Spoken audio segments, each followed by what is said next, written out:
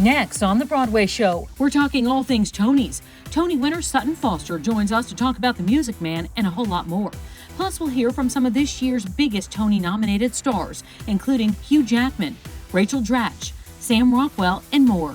And Julianne Hough is here to talk about making her Broadway debut in the part she'll play on Tony night. I'm Tamsen Fadal, and this is the Broadway Show. The Broadway Show is back with another stacked episode. Glad you're here. I'm Tamsen Fadal. We got trouble. Right into the city. We are on the road to the Tonys, and we're kicking things off with The Music Man. It's nominated for 6 Tony Awards, including Best Revival of a Musical, Best Actor in a Musical for Hugh Jackman, and Best Actress in a Musical for Sutton Foster. Let's send it out to Paul Wontorek. Thanks, Tamsen. The Music Man marks Sutton Foster's 7th Tony Award nomination. I got to sit down with Marian the librarian herself at the stunning, historic Morgan Library and Museum.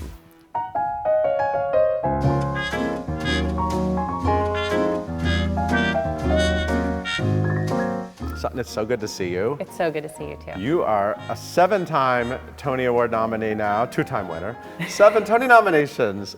Congratulations. Thank you. I feel like this one must feel different in a lot of ways. It does, actually. It really means a lot. Especially after the last couple years, even just sort of taking on this role that I was like really intimidated and scared about, it feels particularly special to be recognized. It's also been a while. It has been a while. It's been like, I think 8 years since Violet. Violet was in 2014. You were off being a TV star and doing 7 seasons of Younger, which I loved every episode. Thank you. But yes, you're back, and so it's a nice return. A nice return, yeah. And your name is really big on that. My name is really big on a billboard that I try to avoid at all costs. Really? Yes. Looking up at that. I do. If I take the subway, I am forced to face it, like because the 50th Street subway is right there, and I'm like, and it's just so big. But it was on, that billboard was up for like the 2 years. Pandemic, yes. And I refused to look at it. Right. I think I have a greater sense of gratitude and appreciation now, especially because it was gone. So I think with theater non-existent, you come back to it, and there's not a day that I don't walk into the theater without I'm like, we're on Broadway. We get to do what we love, Yeah. And so there's like a greater appreciation of every single step. You are playing Marian the librarian, and here we are. I know. And we are at J. Pierpont Morgan's legendary library. This is a very famous New York City landmark. It's incredible. I've never been here. It's so beautiful. I'm glad that we were able to bring you here. This is part of the Morgan Library and Museum. People should visit it. Yeah, Marian would lose her mind in here. Yes, absolutely. Yes, she would, and she would run a tight ship. Yeah, she would. Yeah. But I never heard it sing. You are a very talented performer. We've seen you do many things, but I think of Marian Librarian as a very sort of rigid soprano, ingenue. I don't immediately think Sutton Foster. Me neither. It was a surprise. It was a surprise for me cast. as well. Yeah. So I remember getting a call from my agent about it, and they said they're doing a revival with Hugh Jackman of The Music Man, and they're talking about you as Marian. And I went, what? My first reaction, there's probably 20 people I would cast before me. I was kind of like, oh, that's so. I was like, why? That's weird. And then, because that was my first reaction, I went, huh. Right. Maybe there's something. It intrigues you. It intrigued me. Yeah, the leap or the challenge or maybe there's an opportunity there, or maybe there's another way in or another way to see her. And then it was 2 years later until we started rehearsal, working with Jerry Zaks and working with Hugh, and they were talking about this other version of My White Knight. Long ago, there was this extended version of My White Knight, and that had this huge patter section in the start, because the way I knew My White Knight was just the traditional, sort of ballady thing. And then as soon as they introduced that, I was like, oh, okay. That was your end. It was kind of. But then, oddly enough, I was still sort of freaked out by how she sounded. How do I find her voice, And we played with keys and all these things, but I still felt like, oh, I'm supposed to be this. I'm supposed to fit into this mold. And then, oddly, with playing Reno again in London, I was walking to the theater and I was like, well, why can't the end of my white night be big? Why does it have to be that? And I was like, no, why can't she have, I was like, that's one of my strengths. This is her most, right. This is the strongest moment for her vocally in the show. And I was like, so I came in to poor Patrick, our music director, and I was like, I think I want to change the end of this. And I came in and he was, to his credit and to everybody, they were like, let's try it.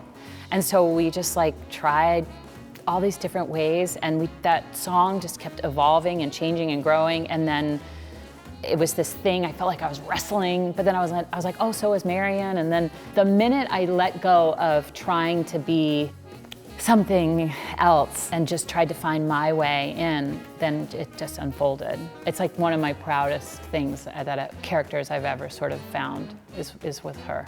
Yeah, I was in the audience and I was like, yeah, give me that Sutton Foster ending. Give it to me.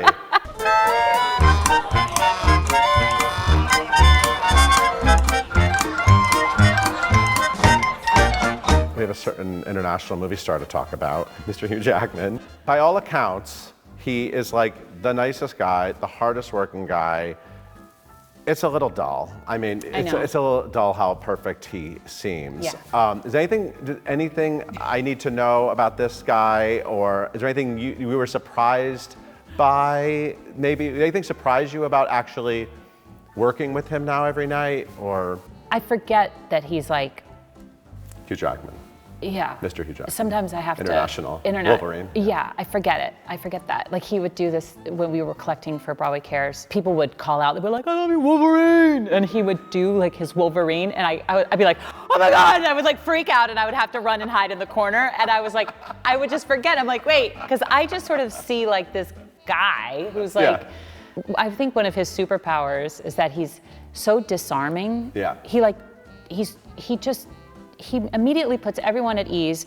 He doesn't make anything about him. He's so incredibly generous to everyone around him. And so you're just like, oh, okay. So like the greatest thing that's happened out of this whole experience is that I have like a new friend who happens to be Hugh Jackman, which is super weird. But he's just like, to Emily, to my daughter, it's Uncle Hugh. So, she has no idea. She was like, is Uncle Hugh coming, or whatever. And I'm like, yeah, like he's just part of the family, Well, I wanted to ask you about going through this experience with Emily, because she's old enough now and she can obviously see the show. I invited her to the opening of Music Man, but she wanted to see it before the opening just to make sure she liked it. But she said a couple of profound things. She's seen it now 3 times, I think. And the last time she saw it, she said, Mommy, at first, she was talking about Harold Hill. She goes, at first, you only see his head, but then you see his heart. Profound. Profound. Meredith Willson would love that. Would love that. And then she goes, Mommy, at first, you didn't like it when he threw the library cards, but then you threw the library cards. And I was like, yeah. She's so funny. But she really likes it. And then she'll wave, in the audience. And she goes, did you see me waving? I said, did you see me waving at? She goes, did the kids see me? Like she really wants to make sure that she knows that the kids. That she's out there supporting everybody. Yeah, and she really wants to. And she FaceTimes sometimes with Benjamin, who plays Winthrop. Yeah. He reads her a bedtime story. It's so sweet. At like half hour, they're like talking over FaceTime. This is parenthood. But I love this for you because I remember Sutton Foster in Thoroughly Modern Millie, this kind of scared girl trying to like be what everyone said she was, right? This Tony winner. And now I love that you're going through this totally different, the journey of those 20 years. Oh it's yeah, amazing. I have a whole stack of books, of children's books in my dressing room, and she watches me put on my makeup, and then she's like, has the show started? And I'm like, here it comes. They like listen to the train and they listen to the whole beginning, and I go, I have to wait until Uncle Hugh enters. And so we wait for Uncle Hugh's entrance, and I go, okay, good night, I gotta go, bye-bye. So she must be excited that you and Mommy and Uncle Hugh are both going to the Tony Awards. Does she even understand what the Tony Awards are? I tried to explain it to her today, but she was more interested in like singing a song about Paw Patrol. She really didn't care, which is best. And speaking of the Music Man, we'll also hear from Sutton's Tony-nominated co-star Hugh Jackman, plus several more of this year's Tony nominees. The Tony Awards is the best award ceremony. Trust me, I've hosted the Oscars, I've hosted the Tonys. There's nothing like the Tonys. Being there and getting to celebrate with all the other people in your industry that you never get to see, watch all those people perform and getting to perform. It's like the best Sunday night you could have. It's like a dream come true, you know? It feels like squishy like a marshmallow and like you've been invited into a part of this community that I love and respect so much. I think the Tonys' meaning has changed for me over time. I think when I was younger, the Tonys represented a dream. And, sorry, I think now they represent a community. I think they represent a family. That's what they mean to me now. This is my community. What's special to me about the Tony Awards in a world of award shows and entertainment is that there's only one Broadway. There's only one Broadway on the planet. There are a million places you can make a film, play a sport, teams you could play for, TV shows you could make them anywhere. Broadway, New York, there's only one. A whole lot more coming up next on The Broadway Show. Coming up, Julianne Hough is on the show to talk about her Broadway debut in POTUS and the big role she'll play come Tony night. Hi, I'm Hugh Jackman and you're watching The Broadway Show.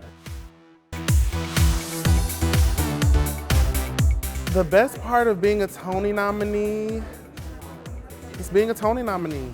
The feeling that comes with knowing that people appreciate the work you do every night.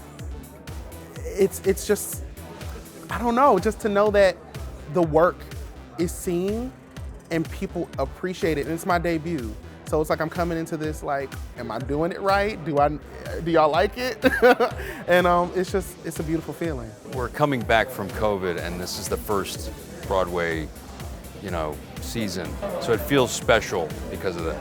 I started out in theater and then I, went off into TV land, but just being up there every night with a live audience, it's reminding me of how much fun it is to do a comedy in front of a live audience. So I really feel like I've got back in touch with like my happy place of doing this play. And so, that's what being in this elite group of people is just icing on the cake, I guess, yeah. Thanks so much for staying with us for this latest edition of The Broadway Show. So glad you're here. Julianne Hough is back in the spotlight. The two-time Dancing with the Stars pro champ is showing off her comedy chops in POTUS. Paul's here now with the story. Thanks, Tamsen. POTUS marks Julianne Hough's Broadway debut. We sat down at the Civilian Hotel to talk about her love of the stage and the part she's playing on Broadway's biggest night. This play is so funny. I mean, stupid funny. That's the highest compliment from me. And this cast, you and these 6 other women, you are just like 150% in. What was it like capturing that in the rehearsal room? I mean, I don't know if you did you know any of those women before? No, this was the first time meeting them, working with them, and this is the first time I've ever been a part of a project that is basically 99.999% female-led with the entire creative team, the producing team, the cast, the crew, everyone. And so it was a full, shift of how the work environment was in general.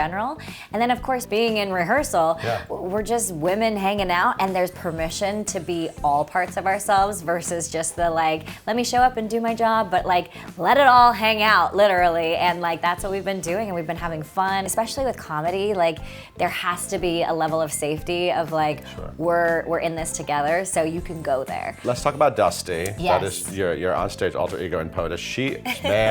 She's a creation. I mean, how did you find her? Did you immediately click with her? And did you immediately read that role? Was that the role that you were sort of? Yeah, that was the role that came to me when I got the script. And the thing that I love so much about Dusty is that she is different than the other women. The other women are like in the thick of it. They have been like grinding. They are the ones that are like keeping the White House alive.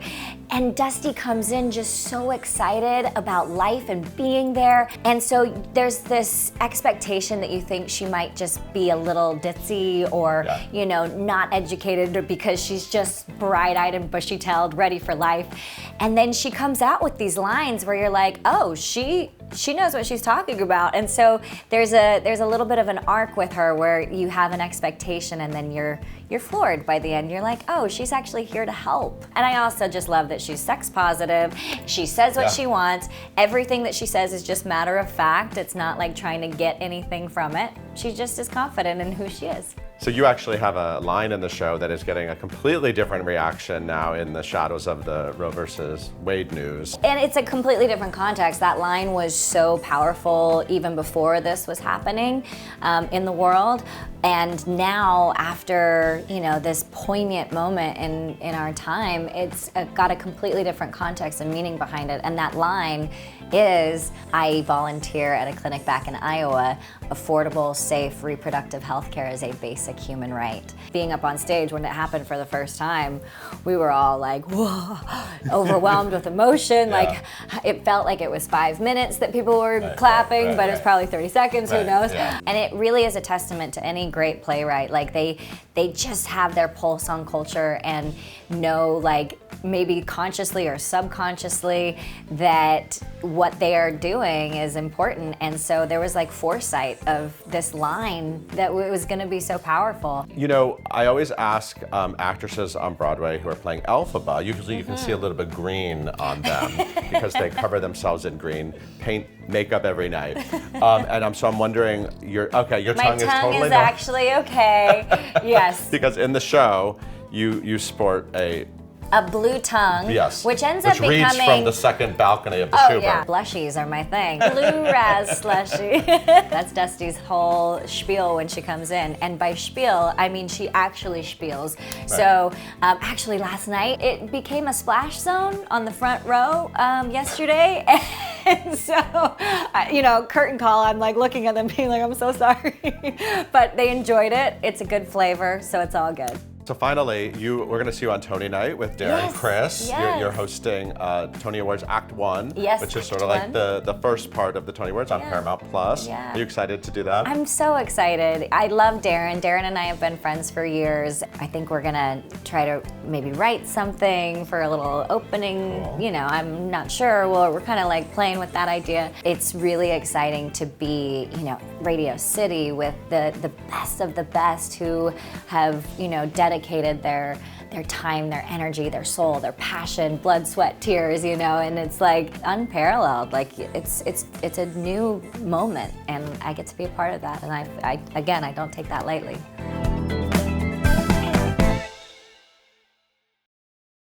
Listen up, let me tell you a story. Welcome to the show, to the history mix. Six is nominated for 8 Tony Awards, including Best Musical.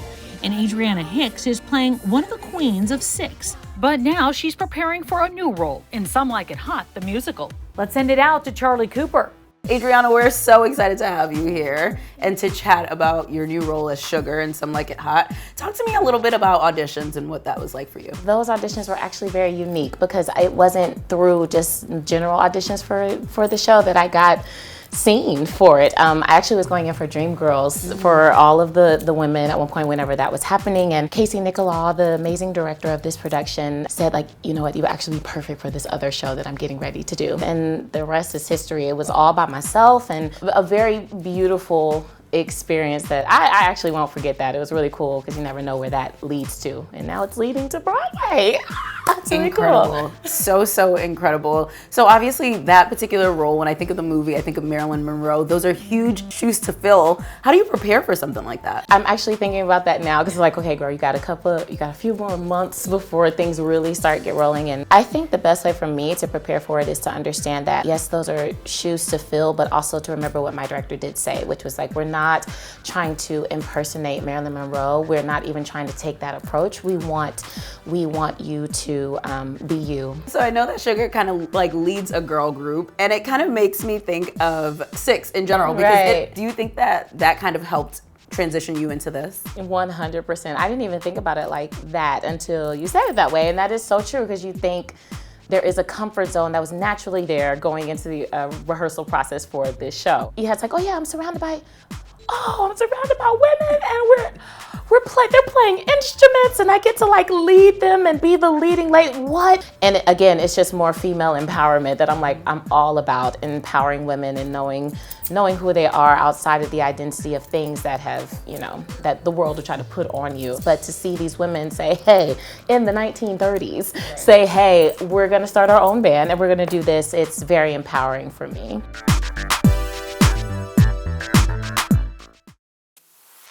And that's going to do it for us. Until next time, I'm Tamsen Fadal, and this is The Broadway Show. Thanks for watching.